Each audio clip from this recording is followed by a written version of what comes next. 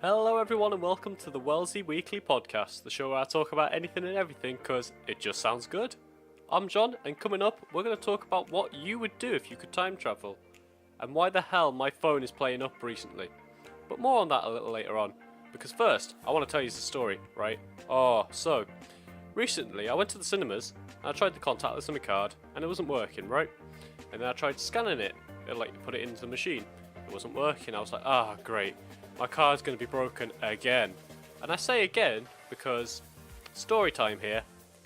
So, it was about New Year's time, and it's the day before I'm going back home back to uni on the train.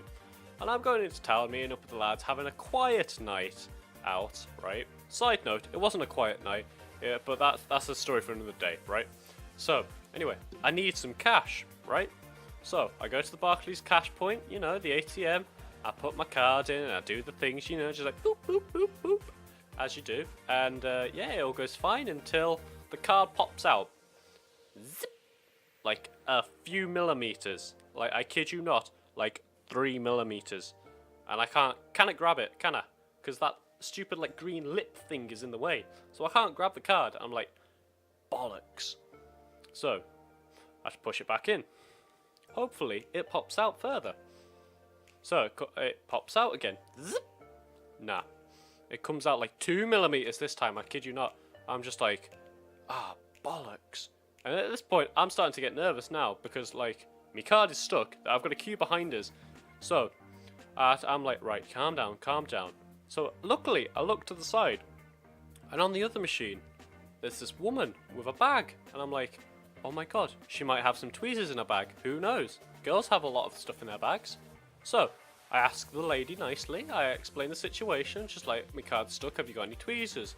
And I kid you not, right? She gives me the most middle class look of disgust I have ever seen. And I'm just like, I don't think I was rude. I don't think I was mean. I was just asking for a pair of tweezers. Why are you getting so offended?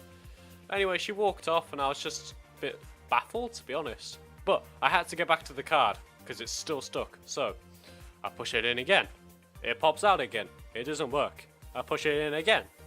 And then, at this point, I hear a crunching noise, like a kind of noise.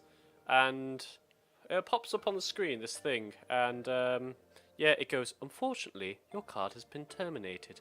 Please ring this number to block and replace your card. And I'm like, you what?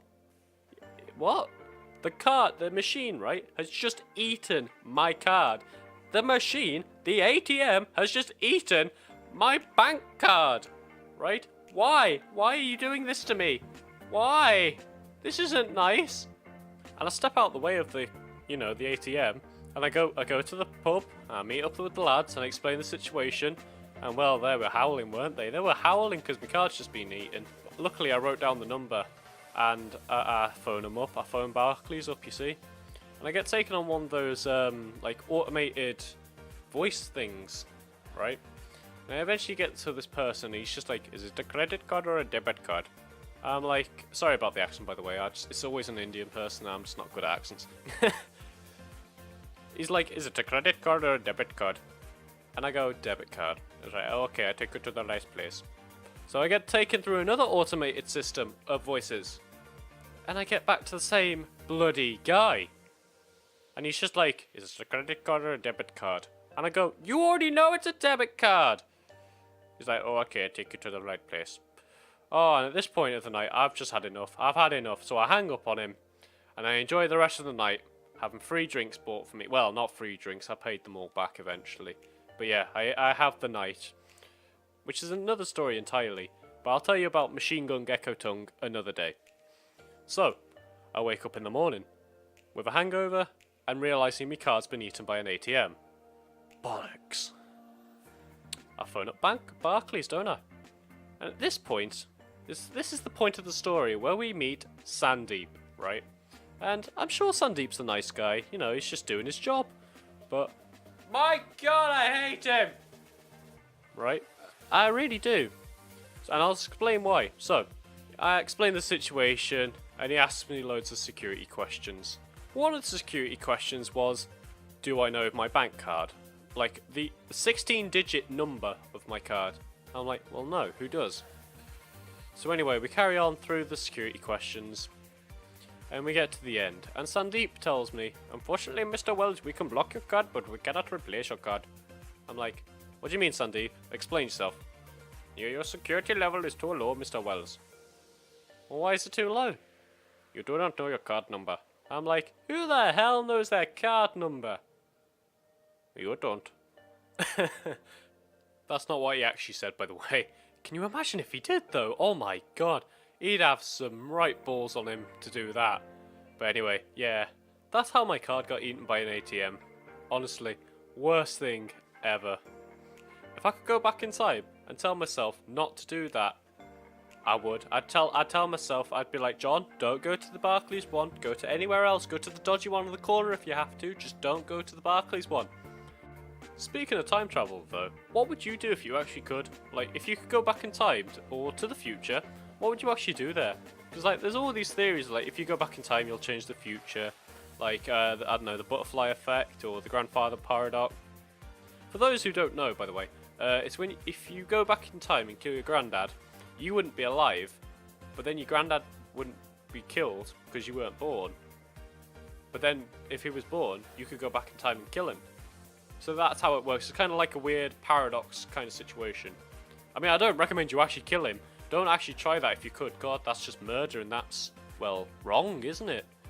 In any time period. Well, I guess not any time period. The medieval times, they're people that are just like, they just went to watch executions on a daily basis, didn't they? That'd be weird, wouldn't it? Like, imagine that now, just like, Mummy, what are we doing today? Well, sweetie, I thought we'd go take a picnic. We'd go to the town centre and watch a thief get his head chopped off. How does that sound? Does that sound nice? Yay! Like, that would just be weird, wouldn't it? Like, mind you, they'd probably think coming to the future would be a bit odd. Like, going to the park and just watching a drunk guy pee in a bush. Not sure, though. I've never actually met anybody from that time period. But seriously, what would you actually do if you could go back in time? Because I've given this some thought, believe it or not. And I'm assuming the future doesn't get messed up by the grandfather paradox or the butterfly effect or any other. I think I'd want to go back and I'd want to watch a load of concerts live. Like, just think how cool it would be to watch AC/DC in their prime. Or watch Bowie. Oh, you know what you could do? You could go back and you'd be like, hey, guess what I went to watch the other day? Elvis Presley. Oh yeah. And people would be like, no you didn't. We don't believe you. And I'm like, I did though.